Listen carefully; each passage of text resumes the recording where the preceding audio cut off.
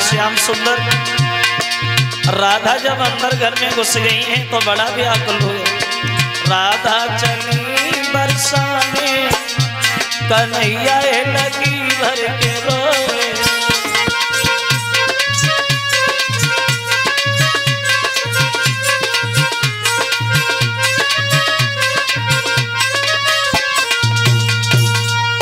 इधर राधा तो अंदर चली गई हैं तो भगवान उधर राधा की जहाँ गायें बंधा करती थी उसी खरक में जाकर के कोने में जाके छुप के बैठे गए। बोले अब हम सुबह ही को जाएंगे।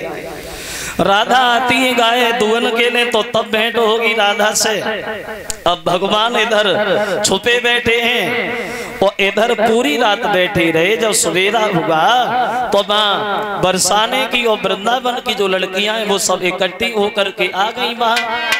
एक कवि ये कहता है सुबह को, अरे सब सखिया बाजुरिया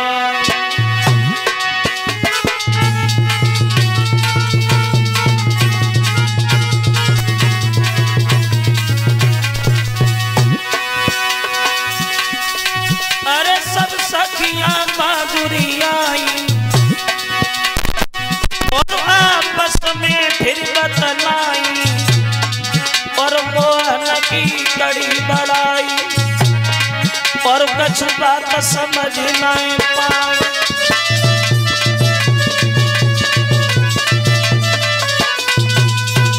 सब सखियां जो है ललिता विशाखा चंद्रा यानी सब जो लड़कियां हैं वो इकट्ठी हो गई सुबह को माँ खरक के पास में। अब उन लोगों को ये तो नहीं पता है कि भगवान खरक में बैठे हैं। अब एक दूसरे से बातें करने लगी। ललिता बोली सहेली तुमने श्याम को देखा है? बोली नहीं। तो ललिता बोली आज हमें पता है कि कन्हैया आज हमारे घर में जरूर आएंगे। क्यों? दूसरी बोली तेरे घर काहे को आएंगे हैं? वो तो हमारे घर आएंगे। तो ललिता बोली हमारे घर इसलिए आएंगे तुझे नहीं मालूम है। और वो ललिता अपने मन की बात कहती है और बोली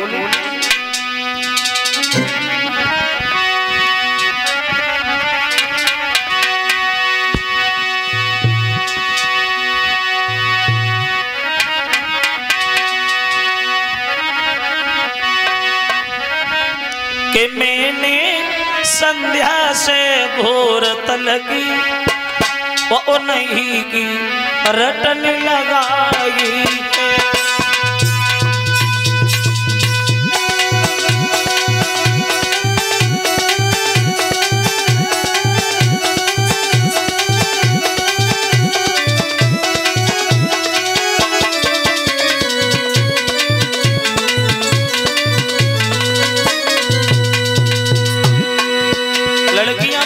मेरे घर आएंगे श्याम। क्यों आएंगे? एक दूसरे से बातें कर रही हैं।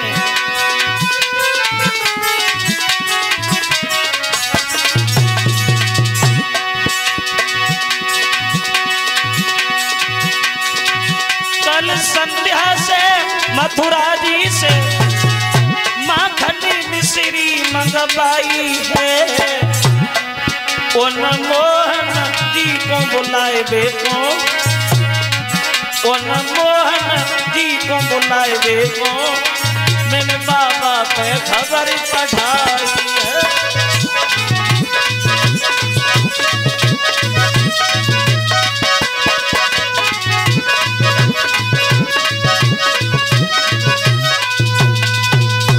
लड़कियां जो है वो एक दूसरे से बातें कर रही हैं। सहेली ललिता वो हमारे घर आएंगे। दूसरी बोली तेरे घर नहीं आएंगे वो हमारे घर आएंगे क्योंकि मैंने भगवान के माखन खिलाने के लिए शाम से सुबह तक उनका ही ध्यान किया है। अब बातें हो रही हैं लड़कियों में उधर और बातें तो चली रही हैं लेकिन उन्हें ये नहीं पता है कि भगवान खरक में ही बैठे हैं। तब तक एक लड़की बोली है क्योंकि तुझे एक बात नहीं पता है ललिता। क्या नहीं पता है? तो बोली किसी ना बोली बेना हमने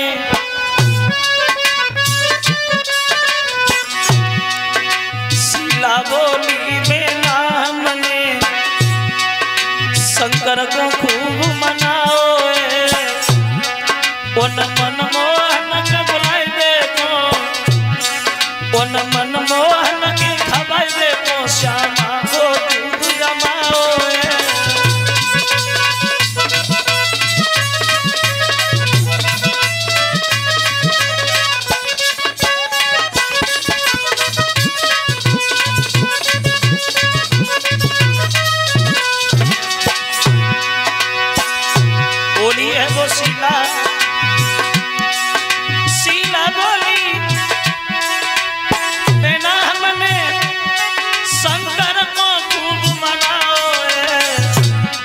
उन मनमोहन के खवाए बेको, उन मनमोहन के खवाए बेको, श्यामा को दूध जमाओ।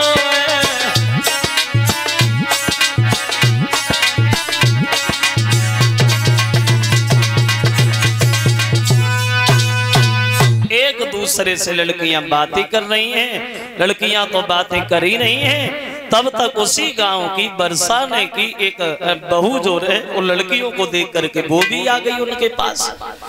जब ये बातें सुनी है तो बोली, सहेली हमने कन्हैया को कल देखा था। तूने देखा था? कहाँ देखा था? तो वो बहू जो गांव की रहे वो बोली, हमने देखा था उन्हें, लेकिन देख नहीं पाया, थोड़ी देख पाए। बोले क्यों नहीं देख पाए? ललिता बोली, जब तूने देखा तो फिर पूरा क्यों नहीं देख पाया? बोले बात इस बात की है ना, बोली वो गांव की बहू कि हमने इसलिए नहीं देख पाया भगवान को कि पैरने हुई गई चुनरिया, जो हम घूंघट मारे हुए बैठे थे ना, इसलिए परिणाम ये होगा कि पैरने हुई गई चुनरिया न देख सकी।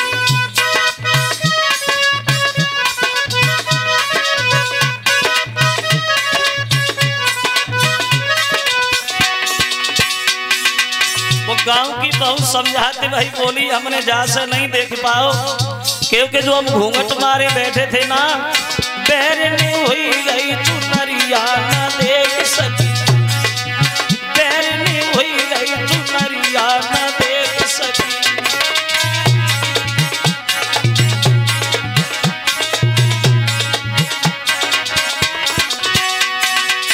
बोली मुसीबत इस बात की है ना, जैसे तैसे चुनरिया हटाई, बोली जैसे तैसे मैंने चुनरिया हटाई, पालो पालो कर गई गाँव की गलिया, पैरनी हुई गई चुनरिया न देख सकी।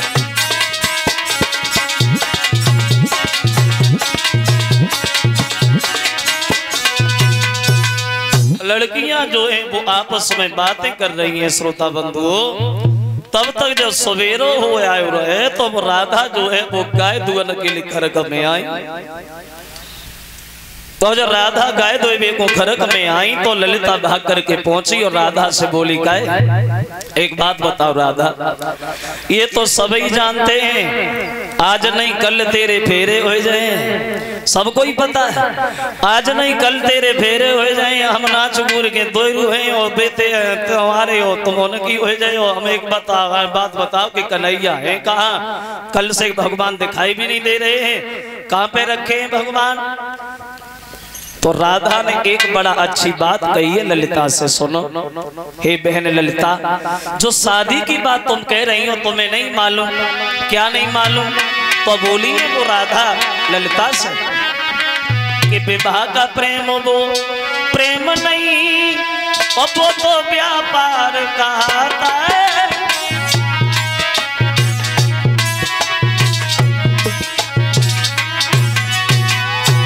बोली विवाह का प्रेम वो प्रेम नहीं, वो तो व्यापार कहता है। अथवा दो विषयों जीवन का,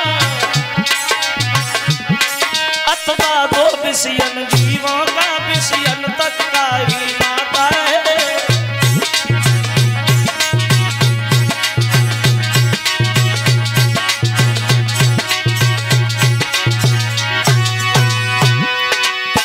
राधा बोली है ललिता, विवाह का प्रेम वो प्रेम नहीं होता कि उसमें मतलब होता है। हम तो ये चाहते हैं, क्या चाहते हैं? तो ललिता से राधा बोली, मैं ऐसा राग चाहती हूँ, मैं ऐसा राग चाहती हूँ जिसकी नित कलियां खिली रहे, आत्मा से आत्मा साथ रहे, अखियन से अखियां मिली रहे।